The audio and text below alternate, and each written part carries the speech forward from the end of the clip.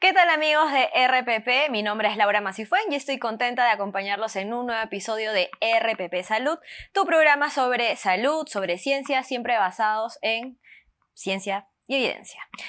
Hace unas semanas, nuestro Ministerio de Salud, el Ministerio de Salud peruano, emitió una alerta sanitaria a propósito del aumento de casos de la enfermedad de la viruela de mono. Y hay más o menos 90 casos confirmados en al menos 14 países, entre los que están Estados Unidos, Canadá, Reino Unido, y hace muy poco hay un caso en investigación en Argentina. Así que para entender un poco más de qué va esta enfermedad, porque ya está causando algunas preocupaciones de pronto en nuestros chats de WhatsApp, que nos llega la alerta, la viruela del mono, nos vamos a morir, siguiente apocalipsis zombie.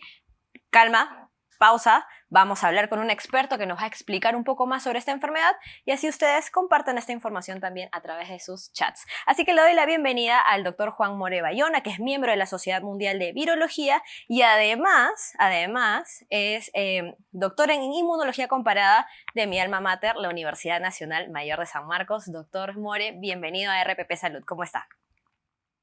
Laura, un gusto estar con ustedes, como siempre. Gracias, doctor. La primera pregunta y la de cajón. ¿Qué es la viruela y en qué se diferencia de la viruela del mono? La viruela es la enfermedad causada por un pox virus, es un virus humano y está muy relacionada con el virus de la viruela del mono, que es un pariente muy cercano. De hecho, ambos pertenecen al mismo grupo viral, entonces eso hace que estén ambas muy emparentadas y por ende la inmunidad que se produce para uno protege para la otra. Ok, ¿y por qué se le llama viruela del mono? O sea, ¿por qué del mono? ¿Qué tienen que ver los monos aquí? Así, los monos como los primates humanos, como nosotros, somos susceptibles al virus y se le acuñó el virus de la viruela del mono por la primera detección que fue allá por los fines del 1950. Entonces, esto no significa que los monos sean los transmisores del virus y sean los reservorios del virus, sino que ellos, al igual que nosotros, lo recibimos de los reservorios roedores silvestres, en este caso en particular de los roedores silvestres de África, ardillas, cualquier tipo de roedor silvestre es portador, no presenta sintomatología, y por eso es muy fácil que a partir de los roedores se contagie a los primates, en principio a los monos, pero también a los humanos como nosotros, ¿no? ¿Y cuáles son las principales formas de transmisión de esta enfermedad? Porque se habla de contacto de pronto con las llagas visibles que ocasionan esta enfermedad en nuestra piel. De pronto también hay estudios que están hablando acerca de la transmisión a través de aerosoles. ¿Cuáles son las formas de transmisión de esta enfermedad? Sí, la enfermedad tiene dos fases claras y distintas. Una fase inicial que es tipo una sintomatología bastante inespecífica, como un dolor de cabeza, tal vez un dolor de garganta, fiebre. Esas son sintomatologías inespecíficas que podría ser para otra enfermedad. En esa fase puede haber un contagio, pero la mayor frecuencia de contagio se da en la segunda fase, donde se observan las erupciones faciales o corporal, ¿no? Y el contagio se da precisamente porque en esas erupciones hay una gran cantidad de virus y el contacto directo, estrecho con personas infectadas en esa fase hace que una persona susceptible se contagie fácilmente. Se habla también de la transmisión a través de relaciones sexuales. ¿Qué tanto se sabe sobre este tema? Bueno, el contagio es contacto directo, estrecho. Y en el caso de las relaciones sexuales, bueno, precisamente hay un contacto bastante estrecho y hace que el contagio se pueda dar. Esto hay que aclararlo, esta enfermedad no es una enfermedad de transmisión sexual. Coincidentemente, el hecho de que se haya dado en alguna minoría, en una población, no significa que esta enfermedad sea considerada como una enfermedad de transmisión sexual. ¿Cuáles son los principales síntomas de esta enfermedad? Hablábamos de las llagas, pero también hay otra sintomatología como a la que uno tiene que estar alerta de pronto en la primera fase, como mencionó usted, y ya claro, nos damos cuenta en una segunda fase que definitivamente nos hemos contagiado de este virus. Sí, en principio, como les decía, el dolor de cabeza, la fiebre, el dolor de garganta, uno lo puede confundir con alguna enfermedad respiratoria, ¿no? Una COVID también, influenza, ¿no? el mismo COVID. Exacto. Entonces, por eso es que siempre hay que tratar de, en ese momento, tratar de usar la mascarilla y si comienza la segunda fase de las erupciones, que es la fase un poco más complicada y la que precisamente se da el mayor contagio, tratar de aislarse, ¿no? El aislamiento es la primera medida que se considera para estos virus tipo viruela y viruela del mono en particular, informar a las autoridades sanitarias para que en ese caso se implemente y esperemos que en el país tomemos ese protocolo de hacer la vacunación en anillo, ¿no? Tener vacunas para inmunizar a los contactos cercanos. Eso ha permitido controlar la enfermedad en otras ocasiones. Claro, en este caso se habla de aislamiento, o sea que de todas maneras tenemos que aislarnos. Una primera barrera es, como usted menciona, la mascarilla, si es que presentamos algún síntoma que se pueda relacionar con la viruela de mono, también fácil confundible con los síntomas de alguna enfermedad respiratoria, pero ya un siguiente paso es el aislamiento cuando se ha detectado la enfermedad. ¿Y cuánto tiempo Cuando ya deberíamos está, aislarnos? sí, cuando ya está en una fase clínica confirmatoria, ya se ha determinado que el virus está presente y sobre todo hay estas erupciones, el aislamiento es fundamental. El periodo de aislamiento va desde una semana hasta puede llegar a 2, 3 semanas incluso. Y O eso sea, es tenemos que esperar que precisamente por ya la no tener escaras, dinámica. o sea, no tener nada en la piel. Hay que esperar que, sí, se considera que en el momento que tenemos las erupciones, esas erupciones, incluso cuando se revientan, secretan una gran cantidad de partículas virales. Eso sí es claro para todos los virus como este. La viruela se erradicó en los años 70, a los años 80, 79. Desde entonces, un grupo muy grande de la población dejó de recibir dentro del calendario de vacunación que nos ponen cuando somos pequeños la vacuna contra la viruela. Las personas que no tenemos vacuna contra la viruela podemos desarrollar una enfermedad o un estadio de la enfermedad más grave. ¿O qué pasa con aquellas personas que no se han vacunado contra la viruela y obviamente son un grupo vulnerable, ¿no? Sí, aquí hay que señalar que el virus de la viruela del mono tiene dos cepas eh, bien definidas. Una de ellas, que es la que afortunadamente está restringida en África Central, puede llegar al 10% de letalidad, pero la que al parecer está circulando en Europa y en Norteamérica es una cepa que tiene una mortalidad de 1%. Entonces, no todos los infectados, como la gran mayoría de enfermedades, no todos los infectados van a ser una enfermedad severa. Eso está claro. Aún así, nosotros no tengamos inmunidad. Como bien lo mencionas, se erradicó la enfermedad de la viruela humana y eso ha llevado a que se vaya perdiendo inmunidad en las poblaciones que no están vacunadas contra la viruela del mono. Y por eso tú, yo y muchas personas menores de 50 pueden no haber recibido la vacunación y son inmunológicamente susceptibles. Se pueden infectar, sí, pero eso no implica que toda la población infectada va a desarrollar la enfermedad severa y muchas veces no clínica. Entonces, hay que tener eso en consideración.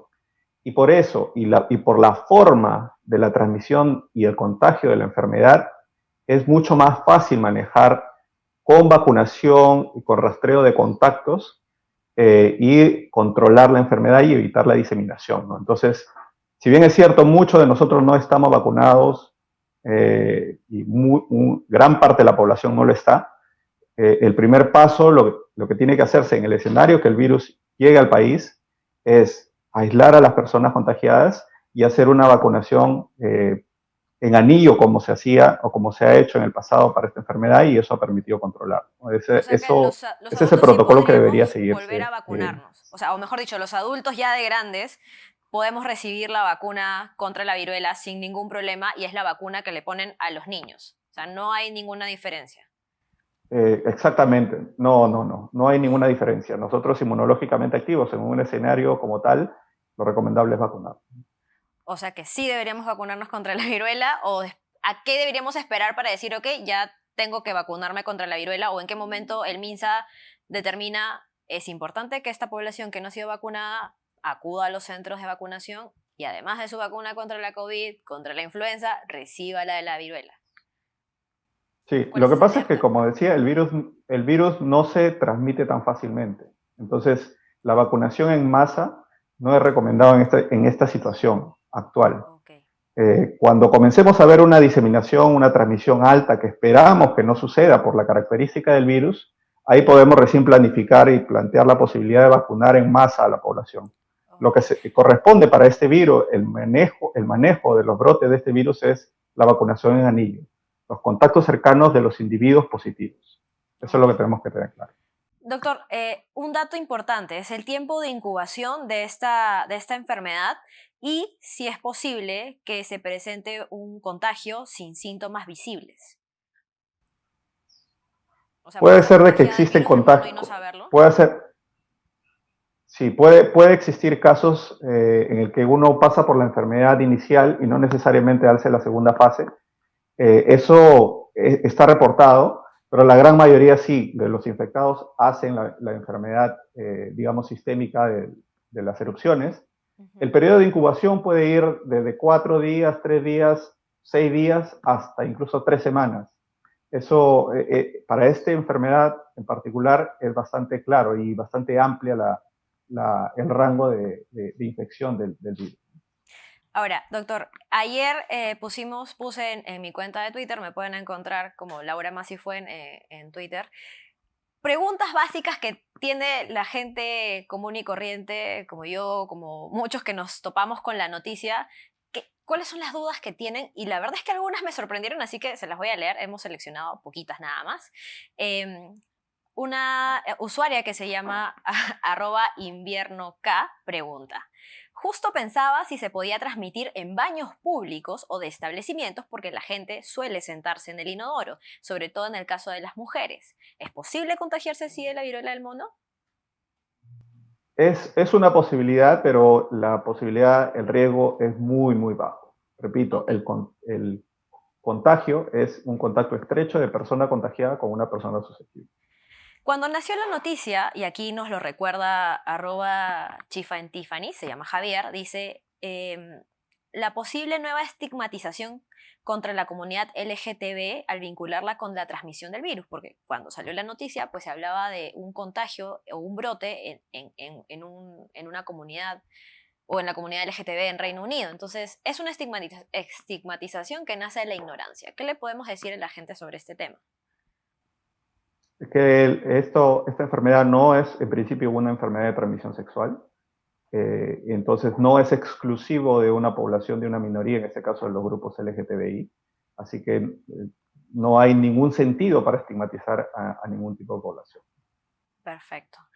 Y la siguiente, Marco Félix pregunta, suponiendo que no es grave, ¿quedan secuelas en la piel? Por las fotos que se ha visto, el sarpullido es bastante fuerte. Sí, en algunos casos, si la lesión es bastante extensa, puede quedar una cicatriz, alguna marca. En algunos casos que hayan lesiones pequeñas, ¿no? Las erupciones pequeñas, en ese caso tienden a resolver muy bien, pero va a depender mucho de la extensión, ¿no? Y eso va a depender mucho también de la inmunidad individual, ¿no? Es como la varicela, ¿no es cierto? O sea, de niños a nosotros, a los que nos da varicela, nos dicen no te rasques, no te rasques, no la toques. En este caso es exactamente lo mismo. No toques tus llagas, no te rasques, quédate tranquilo si es posible. ¿Pican, duele? ¿Cuál es la sensación en la piel de estas llagas? La picazón es una característica de estas viruelas, en general de las viruelas, independientemente que sea la del mono o la humana. Esa es una de las características. Hay un grado de inflamación bastante severo y eso genera una picazón y muchas veces llevamos a rascarnos y esas heridas se tienden a extender y se hacen más complicadas. Ok, entonces prohibido rascarse. Y a la última de José Roque, dice, y la seleccioné porque me parece importante cerrar este programa con ese mensaje. Doctor, ¿nos vamos a morir? Ya están sonando las campanas del apocalipsis. ¿Qué hacemos? Estamos cerca de la próxima invasión zombie, ya cada vez es más cercano. ¿Qué hacemos? ¿Esta es la próxima pandemia, el virus del mono? ¿O qué está pasando con los virus y su movimiento en la población? No, para comenzar, si queremos hacer una comparación, eso no va a ser como la COVID-19. Sin duda la enfermedad no se transmite como el SARS-CoV-2. Este no es un virus nuevo. tenemos vacunas, hay muchos centros de desarrollo que ya tienen vacunas listas, probadas. De hecho, hemos erradicado una viruela precisamente con la vacunación, así que eso no va a ocurrir, no nos vamos a morir todos, ¿no? Muy probablemente tampoco lleguemos a las cuarentenas, pero lo importante y el mensaje que debemos llevarle a la población es que esta es una tarea para las autoridades y para los científicos. Ellos son los que tienen que encargarse de preocuparse en estudiar al virus, por qué está pasando esto, a la comunidad en general, la calma. Los científicos estamos investigando qué es lo que está pasando con este virus y las autoridades tienen que seguir la evidencia científica para tomar las medidas adecuadas. Perfecto, doctor More. Muchísimas gracias por acompañarnos y despejar nuestras dudas hasta las más randoms, pero es que sí, todos ahorita tenemos muchas preguntas sobre este tema, sobre la enfermedad de la viruela del mono, así que ya saben, hay que cuidarse, hay que prevenir. Creo que nos hemos dado cuenta en los últimos 2 años que la importancia está, además de cuidarnos y del cuidado personal, está en seguir nuestro calendario de vacunación. Así que señores, cuando llegue el momento de que tengamos que vacunarnos contra la viruela, si es que llega, ojalá no suceda, pero si es que llega, vayamos a nuestros centros de salud a vacunarnos, así como fuimos muy felices a vacunarnos contra la COVID-19. Doctor Juan More, muchísimas gracias por acompañarnos en este espacio en RPP Salud. Muchas gracias por estar también ustedes ahí detrás de la pantalla viéndonos y siguiéndonos. Ya saben, pueden compartir este video con su familia. No permitan que la desinformación se siga regando. Coman muy bien, lean un buen libro, descansen, tengan buen sueño, que al final de eso se trata nuestra vida. Muchas gracias a todos. Chau, chau.